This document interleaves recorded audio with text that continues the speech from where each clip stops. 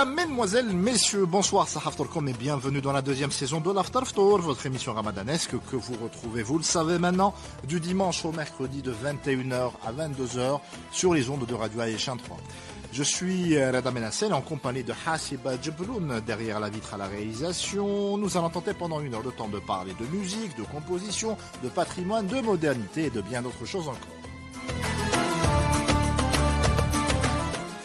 Et au programme de cette émission, j'ai le grand plaisir de recevoir un artiste protéiforme comme on n'en fait plus. Il est venu avec sa guitare magique et il s'appelle Monsef Bashtars. Et tout ça et bien d'autres choses encore, c'est dans l'Aftar Ftour et c'est juste après ceci.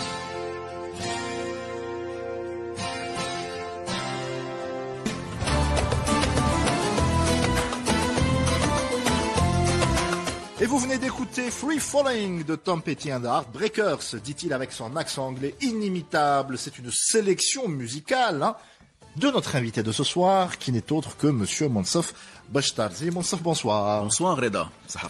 Merci beaucoup. Alors, je précise que la playlist de l'émission est en œuvre pour ce soir. Ouais, j'ai tout composé moi-même, de A à Z. C'est plutôt toi qui as choisi ce que vont écouter nos auditeurs ce soir. Exactement. Alors, Monsef, on se connaît, ce n'est pas un secret, mais on va quand même essayer de revenir sur ta riche carrière musicale, qui a commencé il y a un peu moins de 15 ans déjà, mine de rien. Exactement. Raconte-nous les débuts. Il était une fois. Alors, il était une fois, Monsef, adolescent, qui commençait à jouer de la guitare. Et qui avait exactement la même tête. Exactement la même tête. Peut-être un peu ouais. Et pas du tout la même tête, en fait, mais tout le monde aurait compris ça. Et en fait, je commençais à gratter un peu sur la guitare. J'avais bien sûr des idoles en tête. Musicalement, c'était très Clapton, Mark Knopfler, etc. Et je me suis dit, pourquoi pas écrire des chansons moi-même. Et j'ai commencé à... Et cette épiphanie t'est venue comment? De vouloir passer de consommateur, j'allais dire, à producteur de musique.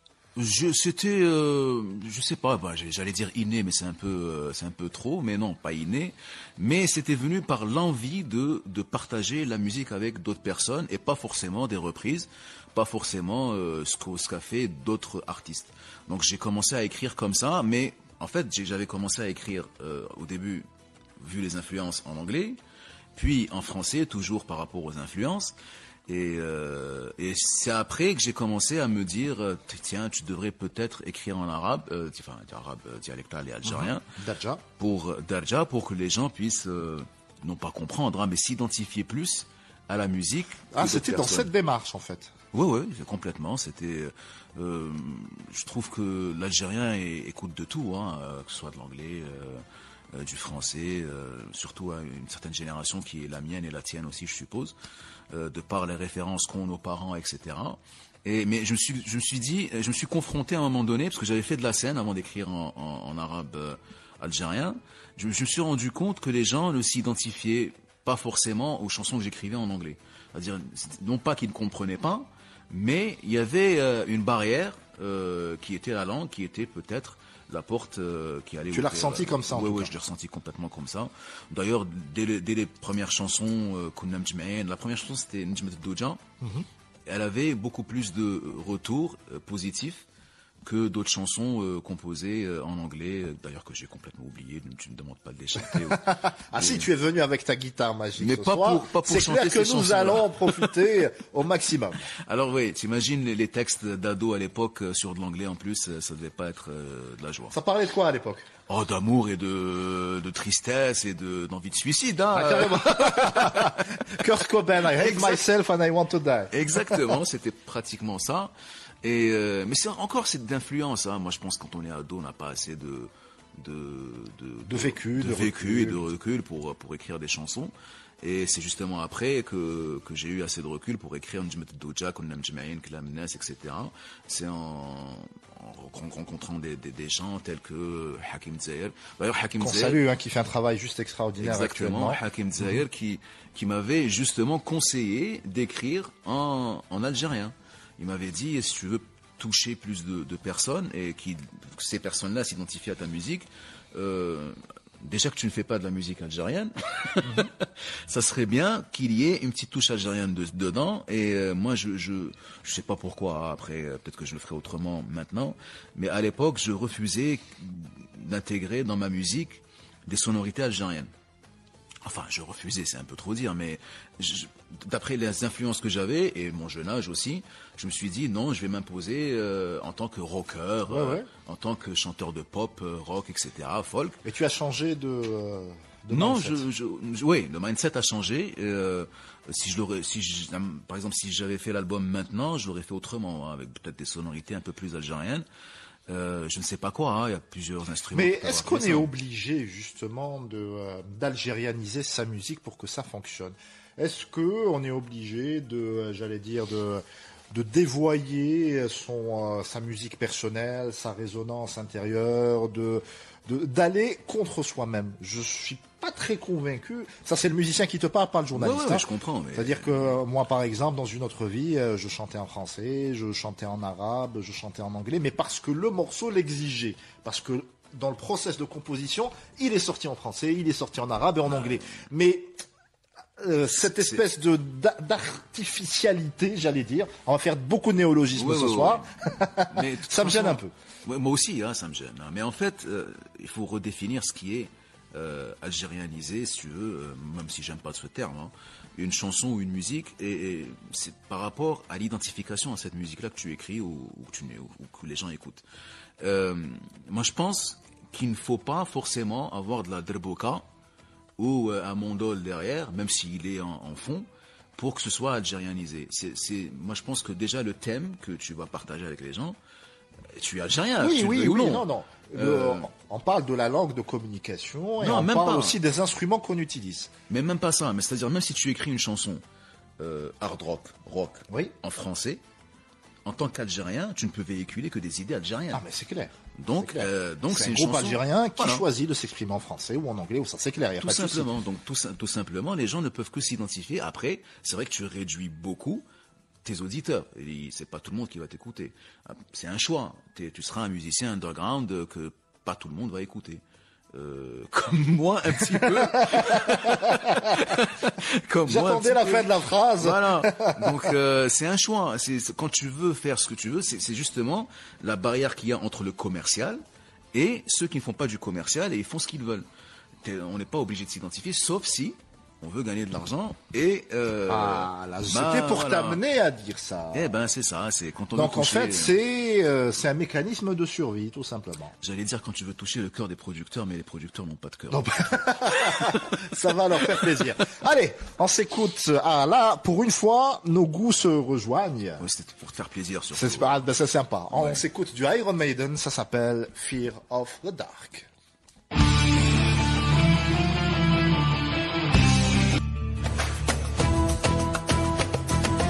Et voilà, c'était Bruce Dickinson dans ses œuvres. C'était Fear of the Dark du groupe Iron Maiden. Je ne savais pas que tu aimais Maiden.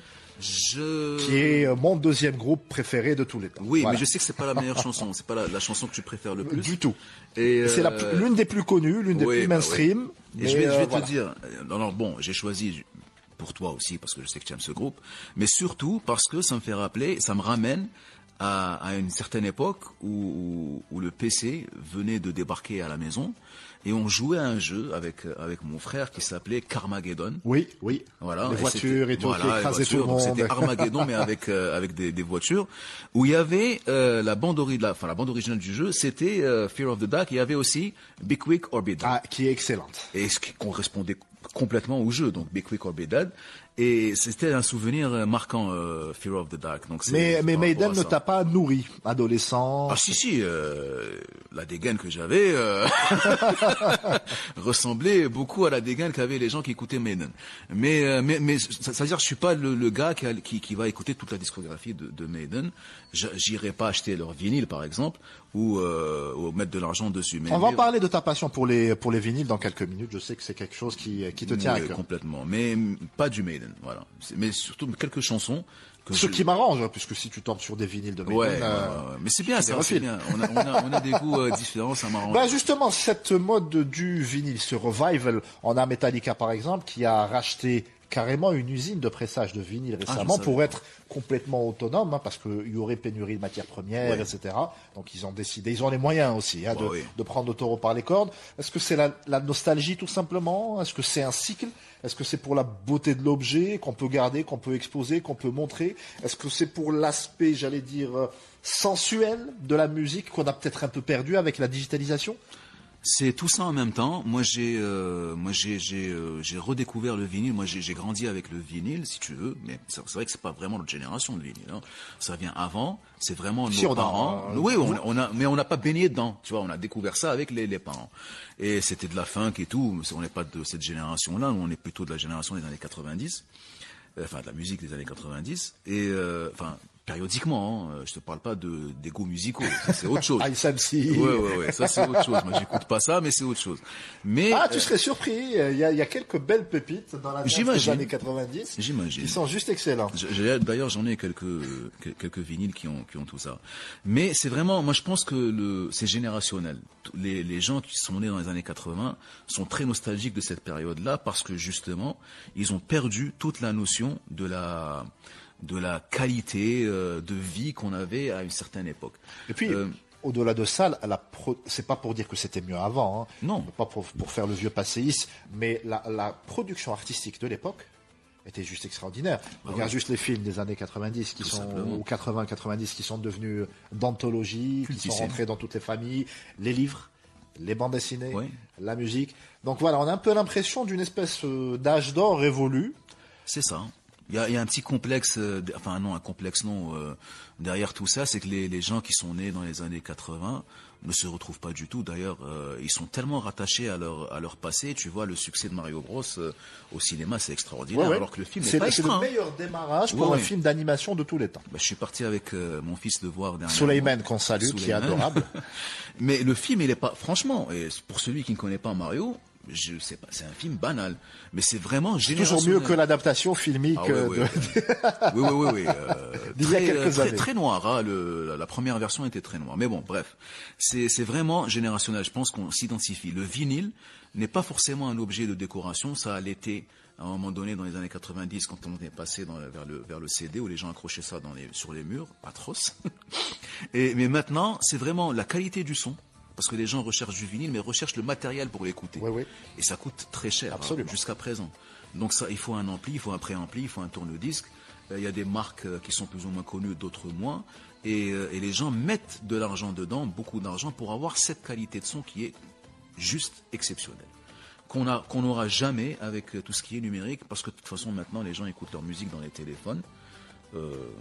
Je vous invite à écouter un vinyle, vous allez voir que vous allez... Et puis c'est différent. Avant, je pense que on prenait le temps. C'est-à-dire que lorsqu'on recevait un disque ou une cassette, on s'installait tranquillement, on se consacrait justement qu'à ça pendant un laps de temps. Et c'est pour ça que on connaît tous les... En plus, il y avait peu de disques à l'époque. Ça veut dire que le même disque, par cœur. T'es obligé en fait. T'es obligé. Et d'ailleurs maintenant quand tu télécharges un album, on parle plus de titres, on parle de pistes. La piste 1, 2, 3, 4.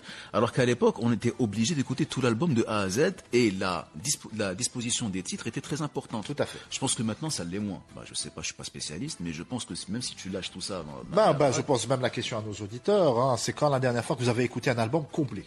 Je pense qu'on... Moi, la dernière fois, c'était Marco Hietala, il y a 1 an et demi. Je l'ai écouté d'une traite parce que c'est un pur chef-d'œuvre. Mais sinon, on picore à droite et à gauche. Voilà. C'est dommage. C'est dommage parce que tu rates des phases B. Tu rates beaucoup de choses. C'est vraiment le vinyle. Non, franchement, il y a tout la gestuelle qu'il y a avec. Il y a l'odeur, le parfum. Il y a les paroles, les textes qui vont avec. Donc déjà, tu es en train de lire. Alors qu'on a perdu toute notion de lecture. C'est vrai. Et ça fait travailler les méninges. On a l'impression d'être de vieux qui... Pardon, on s'excuse. Je suis désolé. Et on me le reproche souvent que je suis trop nostalgique. Mais bon. Très bien. Allez, on s'écoute une autre de tes sélections. Il s'agit cette fois-ci de Gnawa, Diffusion. On revient juste après.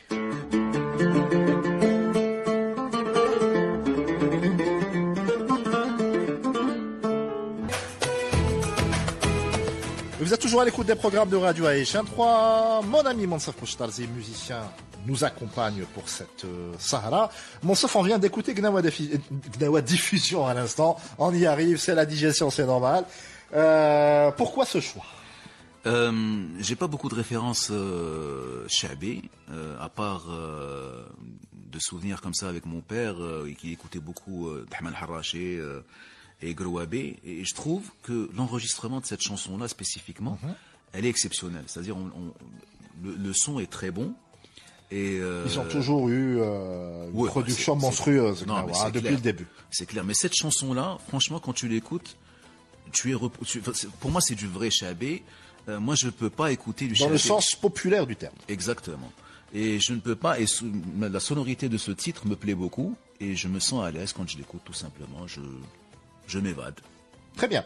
Monsef, si je te dis rhododendron, qu'est-ce que tu me réponds? Qu'est-ce que je te réponds? Rhododendron. Je te réponds peut-être Brassens. Je pense qu'il y a une fleur qui est souvent...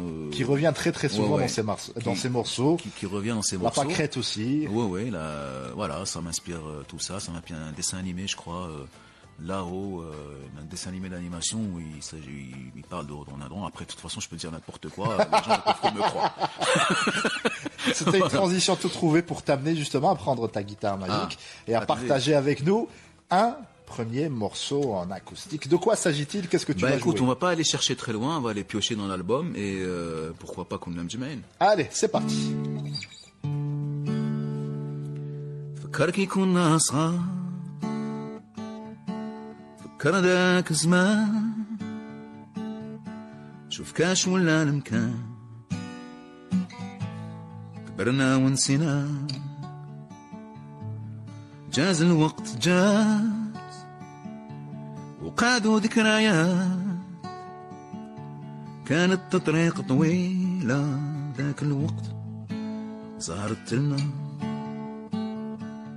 قرينا ولعبنا شفنا ومجايزين وحلفنا ما بيناتنا نبقى ديما مجمعين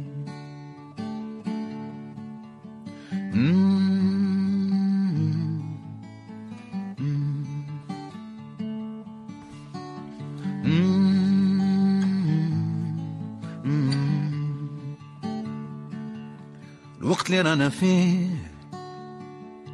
ما يسمح لك تستهزأ بالعقل رانا نسينا الكلمة نسينا القول وش كان يبان بيض ولا كل شي سود بحرنا في خدمتنا خمو في المال يبقى لنا رانا مسافرين فهاد طريق طويلة واحد ما يونس فيك تفكر كي كنا ديما مجمعين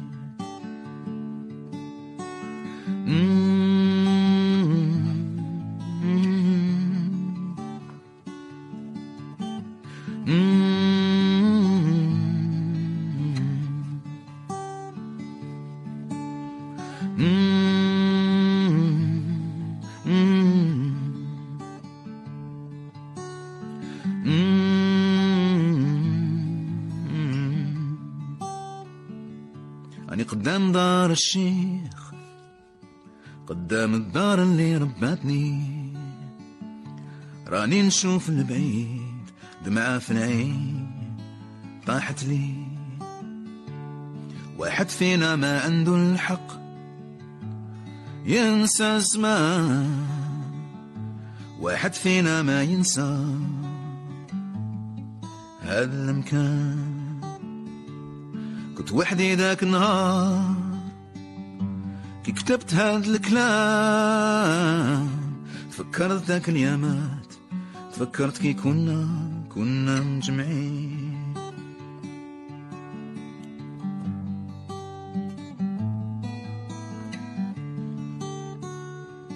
تفكر ذاك اليامات تفكر كي كنا مجمعين Bravo, c'était Kunam Jam'in en live dans l'émission by Monsef Bashtarzi himself. Raconte-moi l'histoire de cette chanson. C'est une chanson qui a été écrite par Tom Petty. C'est une chanson. Oui. C'est une chanson. C'est la première chanson qu'il y a sur l'album. Et comme vous l'aurez compris, on est toujours dans la nostalgie. Et en fait, c'était suite à la vente de la maison familiale. Où on se retrouvait pratiquement tous les cousins chaque été. On passait tous les 3 mois là-bas en train de s'éclater. Bon, c'est en bord de mer, donc vous imaginez le topo et la carte postale. Et les grands-parents ont fini par quitter ce monde et bien sûr les héritiers ont décidé de vendre cette maison. Et comme le dicton le dit, mieux vaut une chaumière où l'on rit qu'un château où l'on pleure. Là, on riait beaucoup. Et en même temps, c'était une grande maison, donc je sais pas comment on peut traduire ça. mais franchement, ça m'a inspiré cette chanson et j'avais fait le clip le jour où on avait su que la maison allait se vendre, c'est-à-dire le jour du déménagement. J'avais appelé l'équipe et je leur ai dit c'est maintenant ou jamais. Il faut faire. D'ailleurs, le clip a été fait dans la maison en question. Ah, ouais, c'est un moyen aussi de la garder quelque en souvenir. Part, voilà. J'ai beaucoup de rush où on montre des images de la cuisine, pas forcément vous voyez pas mal dans le clip.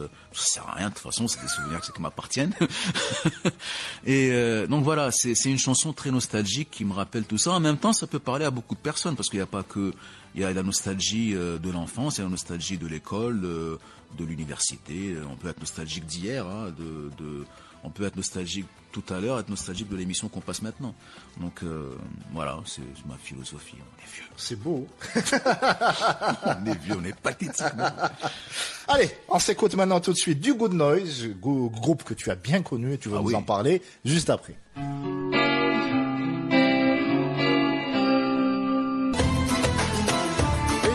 C'était Weshendir du groupe Good Noise. Ce sont tes amis, on peut le dire, qui ont eu une excellentissime carrière il y a quelques années. C'est vrai.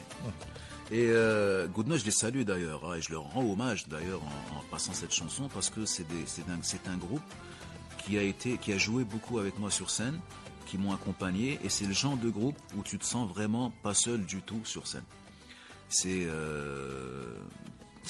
C'est-à-dire que tu es vraiment épaulé derrière et en fait c'est des comment dire tu sais il y a le Bruce Springsteen and the E Street Band, il y avait Monsef Bashtarzi and the Good Noise. Alors j'ai pas la prétention d'être le boss parce que le boss c'était plus Kousseïla dans le groupe, mais tu sens qu'il y a derrière, il y a de la confiance. Il y a de la confiance, il te donne justement cette confiance-là pour que tu puisses chanter tes chansons et les interpréter au maximum dans les règles de l'art. Et c'est vraiment des musiciens. Moi je me considère pas comme étant un musicien hors pair. Je suis juste quelqu'un qui gratte comme vous pourrez rencontrer plein sur les plages. Moi, ça c'est prétention, modestie. Bon Springsteen, mais je suis pas un... Ouais. On arrache le pansement. Non, mais vraiment, le E Street Band représente pour moi, les Good Noise, c'est de E Street Band. C'est-à-dire, je pense que toute personne qui a joué avec les Good Noise pourrait dire la même chose, parce que c'est des professeurs, en fait. Dans le E Street Band, il y a le professeur Ray Bayton, le professeur Flan. Vraiment, c'est des profs. C'est-à-dire, ils vont te corriger. Quand tu fais une fausse note, ils s'arrêtent. Il n'en est pas question, je peux pas continuer avec une fausse note. Je valide pas. Tu as fait une fausse note, tu refais. C'est pas mon problème, tu dois la faire correctement. S'il y a un accord de si bémol diminué, septième, je sais pas quoi, tu le joues. C'est pas un ré, tu dois jouer cet accord exactement comme eux ils le jouent. Sans que ce soit évidemment trop rigoriste, ça reste un musicien avec du feeling. Sinon je les aurais détestés. Non, mais ça donne ce que ça donne. Leur album, ils en ont fait, je crois, 2. Enfin plutôt un, mais avec beaucoup d'autres titres qui sont sortis après. Tu le ressens dans leur musique. C'est vraiment une exécution qui est très très méthodique. Ils adorent ce qu'ils font et moi j'adore ce qu'ils font, et quand ils jouent avec moi c'est juste extraordinaire et ils mettent en valeur tout ça. Puisque tu es dans le secret des dieux, est-ce que il y a moyen qu'il y ait une réunion à courte ou à moyenne échéance? Sur WhatsApp peut-être, parce que tout le monde est éparpillé. Géographiquement, effectivement, chacun est dispatché. Il y en a deux qui sont au Canada, les deux frères, enfin ils sont tous frères. Hein. Il y en a deux qui sont au Canada, il y en a un qui est à Toulouse. Alors celui qui est à Toulouse, quand je pars à Toulouse, je le revois et on se fait des Kamel. Kamel, oui. Notre ami Kamel Hippolyte Everest. Voilà. Exactement, qui va se produire d'ailleurs le avec 14 qui j'ai eu le avril. plaisir de jouer d'ailleurs. Oui, mais on avait joué ensemble. Exactement. Voilà. Et d'ailleurs, qui va se produire le 14 avril à Toulouse, je sais pas où exactement, j'ai vu ça tout à l'heure sur son Instagram. Très bien. Et voilà, donc c'est des gens que j'adorerais rejouer avec eux, et j'adorerais, d'ailleurs si j'avais fait l'album avec eux, ça aurait été complètement notre album. Hein. Il faut dire que... il est pas trop tard. Hein. N'oublie pas que maintenant, contrairement à quand on était jeune, on peut faire un album avec une carte son. À distance, oui. Où chacun a le digital vole au secours justement du musicien des Argentines. Exactement, c'est vrai. C'est vrai que ça pourrait se faire. D'ailleurs, on en avait parlé à un moment donné avec Massi, où il voulait faire un titre, je pense que c'était une reprise. Il m'avait dit tu fais ta propre section de voix, etc. et on fait la nôtre. Et je m'occupe du reste. Et voilà, je m'occupe du reste. Ils sont très techniques.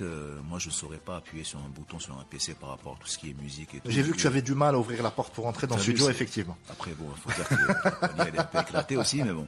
Mais non, c'est franchement, je leur rends hommage avec cette chanson, parce qu'il y a longtemps que je voulais les écouter, les réécouter à la radio, voilà. Eh ben, ça a été le prétexte et l'occasion. Tu reprends ta guitare magique ? Heureusement qu'elle est magique, hein, parce que moi je joue pas bien. On veut une reprise. Allez, tu parlais de Bruce Springsteen, il y a moyen ? Non, il n'y a pas moyen, mais... J'ai tenté. Non. D'ailleurs, bon, c'est très bien que je retiens très très mal les textes. Et c'est ma phobie en fait quand je vais à la radio, c'est que quand on me demande d'ailleurs même mes textes à moi, hein, je les retiens pas, mais je vais essayer de faire une reprise, mais en même temps qui est une réadaptation. D'accord. Alors c'est de qui, c'est de quoi ? C'est une chanson à la base, je ne sais plus, je ne connais plus je crois que c'était une ancienne blues woman des années 30 qui a une chanson qui s'appelle Nobody Knows You When You're Down and Out, qui a été reprise par Clapton sur l'album Unplugged. D'accord. Et moi, je l'ai réadapté en algérien, si tu veux. Donc, on peut faire les deux, on va s'amuser un peu. Ah, vas-y.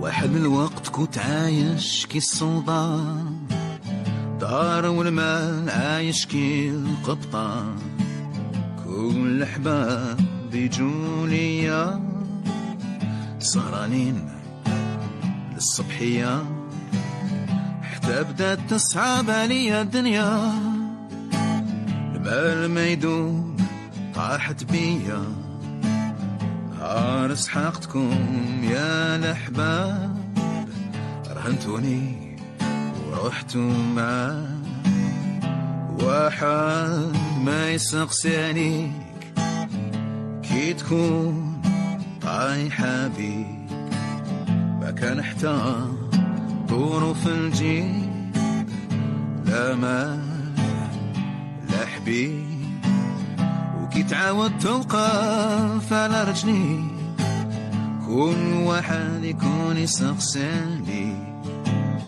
هذه الدنيا قال لي شي واحد بيسقسي عليك كي تكون طايحة بيك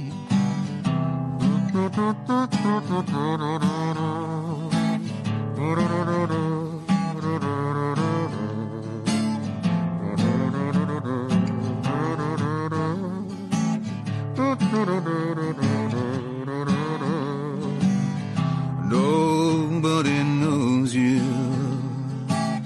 when you're down and out. In your pocket, not one penny, and as a friend, you don't have any. And finally, when you get back on your feet again, everybody wants to be a long lost friend. Said it's mighty strange, without no doubt. Nobody knows you when you're down and out. Nobody knows you when you're down and out. In your pocket, not one penny, and as a friend, you don't have any. And finally, when you get back on your feet again, Everybody wants to be a long lost friend. Said it's mighty strange, without no doubt. Nobody knows you. Nobody knows you. Nobody knows you when you're down and out.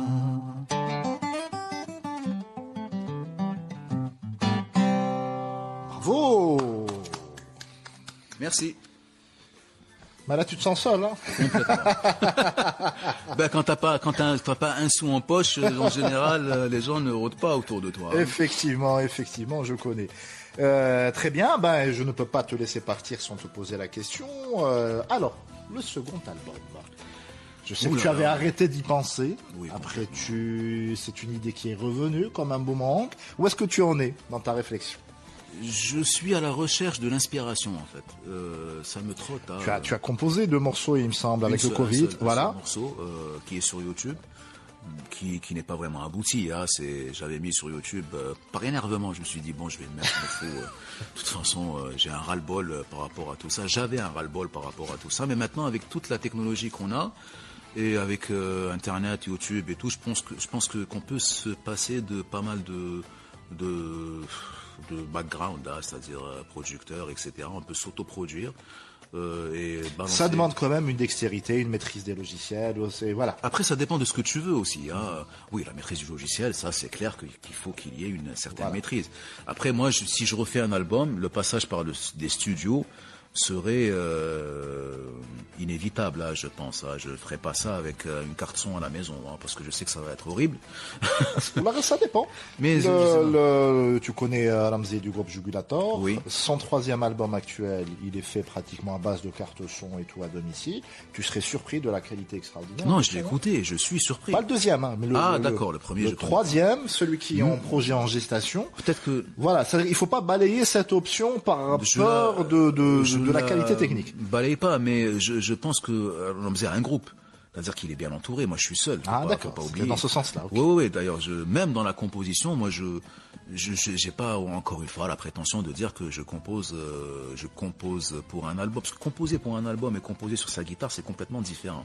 Il y a les arrangements qu'il faut faire, il y a le choix des instruments à avoir, et on peut pas être seul à choisir tout ça, à part si on est un génie comme Bryan Adams, je sais pas quoi, des trucs comme ça. Mais je veux dire, c'est comment qu'on appelle ça, la synergie du groupe amène une composition qui est pour moi beaucoup plus facile que quand on est tout seul. Parce que quand on est tout seul, on est très court-circuité par toutes les influences qu'on peut avoir. Par exemple, moi, j'écoute beaucoup du Springsteen, du Clapton, etc., du Mark Knopfler et tout. Forcément que tu vas retrouver tout ça dans l'album. Et c'est pas vraiment l'identité que je veux donner à cet album-là. Alors, si j'avais eu un groupe, je pense que le bassiste serait venu avec ses influences, le batteur avec les siennes, et la sonorité de l'album aurait donné autre chose. Maintenant, ça dépend. Il n'y a pas qu'une manière de fonctionner. Hein. La semaine dernière, j'ai eu le plaisir de recevoir 2 membres de Jamawi Africa. Ils sont super nombreux. Ils sont une dizaine. Et ils m'avaient expliqué un peu leur process de composition. En fait, ils avaient désigné Karim, le bassiste, qui était une espèce de juge-arbitre. Et c'est lui qui devait décider dans quelle direction devait aller l'album lorsqu'il y avait Abdou qui voulait l'amener vers une direction un peu plus rock, lorsqu'il y avait Zohir qui voulait le rendre un peu plus shabby. Ils ont désigné Karim pour trancher. La direction artistique. Donc tu vois, ça c'est une technique. Il y a d'autres groupes où le mien par exemple, c'est je compose, j'écris et je passe ça à Ramsey. Passe à l'autre, qui le passe à sa moulinette personnelle, après ça revient. Tu vois, c'est un autre mode de fonctionnement. Mais je pourrais te poser la question piège. Si tu étais tout seul, comment ça serait passé? Parce que si tu donnes toi à Ramsey, ça veut dire que si... Non, je donne pas tout. J'écris. Oui, tu écris, tu composes. Donc je donne une espèce je donne un diamant brut, si tu veux. Oui, bah c'est ça. Sans prétention. À mon guitariste, qui l'affûte. Et qui en fait la pierre précieuse. C'est ça, parce que tu te juges incapable d'affûter ce diamant tout seul. Tout à fait. C'est exactement. Mais il faut connaître ses forces et ses faiblesses. C'est exactement la même chose avec moi. C'est-à-dire, moi, le premier, l'album, le premier où il y a Kunam Jmain et tout, je pense que c'est toujours un diamant brut. D'ailleurs, si je pouvais faire un deuxième album, il y aurait pas mal de titres du premier que tu reprendrais. Oui, c'est pas interdit. Hein. Pas du tout. Il y en a plein qui le font de toute façon. Et redessiner le diamant autrement. Voilà. Alors, pourquoi Maxime Le Foresti? Alors, Je sais que ton fils est fan. Oui, fan de pas mal mon fils est un vieux avant l'âge. Il écoute des trucs de malade. Après, c'est ma faute aussi. Là, je l'ai influencé. Non, Maxime Le Forestier, j'ai découvert avec l'album Plutôt Guitare. Je ne sais pas si tu connais. Ouais. Avec Jean-Félix Lalanne. Lalanne. Et à ne pas confondre avec l'autre. Et d'autres guitaristes hors pair. C'est un album exceptionnel dans tous les sens du terme. Ça a été un élève de Brassens aussi. Exactement, qui l'a accompagné dans des émissions et pas mal de choses aussi. D'ailleurs, c'est plus Brassens qui m'a fait découvrir Maxime Le Forestier et que le contraire. D'ailleurs, pour la petite anecdote, il faudrait que je retrouve ça dans mes archives. J'ai eu le plaisir et l'honneur d'interviewer Mancio Prada, qui est le dernier élève vivant de Brassens et qui actuellement a eu la permission de traduire les chansons de Brassens en espagnol et qui fait une carrière juste extraordinaire. Déjà, non, Brassens n'a pas fait en espagnol. Il y a des chansons de Brassens qui sont traduites en espagnol. Oui, mais c'était Pirates. Amancio est le seul à avoir eu l'approbation de Gibraltar, qui a été le garde du corps officieux de Brassens et qui l'a accompagné pendant de longues années. Oui, très bien. Non, je connaissais pas cette histoire, merci. Et pour revenir à Maxime Le Forestier, je trouve ses chansons, et notamment sur cet album Plutôt Guitare, qui est un album live, la qualité de son de cet album est juste une folie. C'est-à-dire, il y a des micros posés intelligemment, bien sûr. C'est vraiment de la technique à fond, quoi. D'ailleurs, pour les curieux, il y a le making-of de son duo avec Idir. Oui. Il y a un making-of qui tourne sur YouTube. C'est impressionnant, le studio où ils ont enregistré. Franchement, c'est de l'amour de la guitare. C'est un artiste qui vraiment aime son instrument. Et cette chanson-là, pourquoi cette chanson-là? Parce que je trouve qu'elle n'est pas très connue de son répertoire. On connaît bien sûr San Francisco, la Maison Bleue, etc. C'est ça, la Maison Bleue. Mais par contre, cette chanson-là, pas beaucoup de personnes la connaissent. Et j'ai découvert sur cet album. Je vous invite à écouter la version live Plutôt Guitare que j'ai pas retrouvée sur YouTube. J'ai retrouvé que la version studio, qui est beaucoup moins bonne que celle qui est sur l'autre album.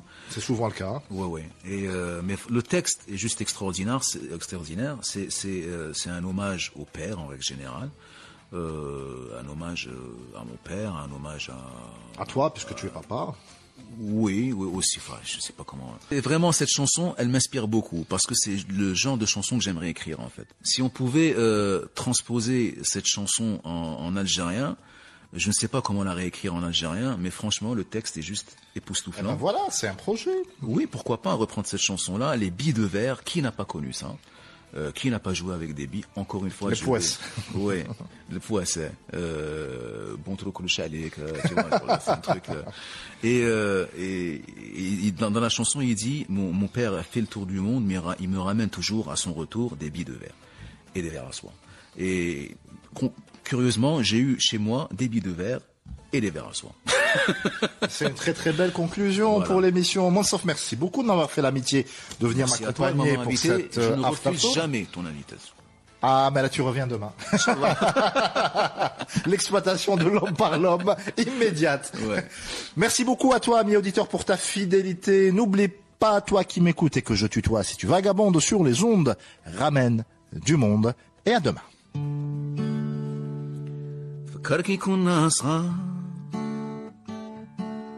فكر ذاك زمان شوف كاش ولا المكان كبرنا ونسينا جاز الوقت جاز وقعدوا ذكريات كانت الطريق طويلة ذاك الوقت ظهرت لنا قرينا ولعبنا شفنا ومجايزين وحلفنا ما بيناتنا نبقى ديما مجمعين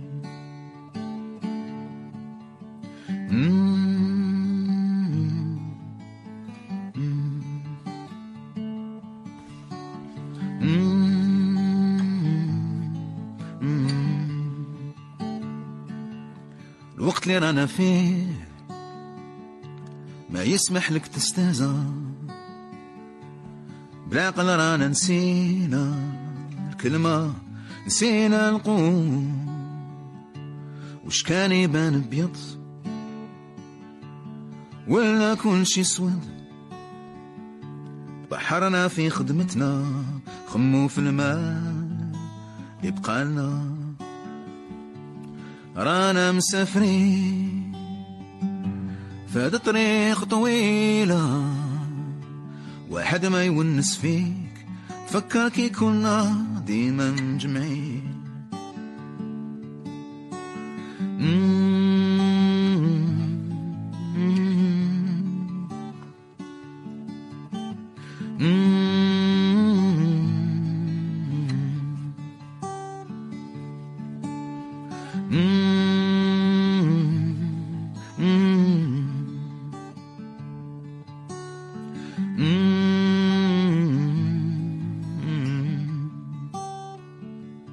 أني قدام دار الشيخ، قدام الدار اللي رباتني، راني نشوف البعيد دمعة في العين طاحت لي. واحد فينا ما عنده الحق ينسى الزمان، واحد فينا ما ينسى هذا المكان. كنت وحدي ذاك النهار كي كتبت هاد الكلام، تفكرت ذاك اليامات، تفكرت كي كنا مجمعين.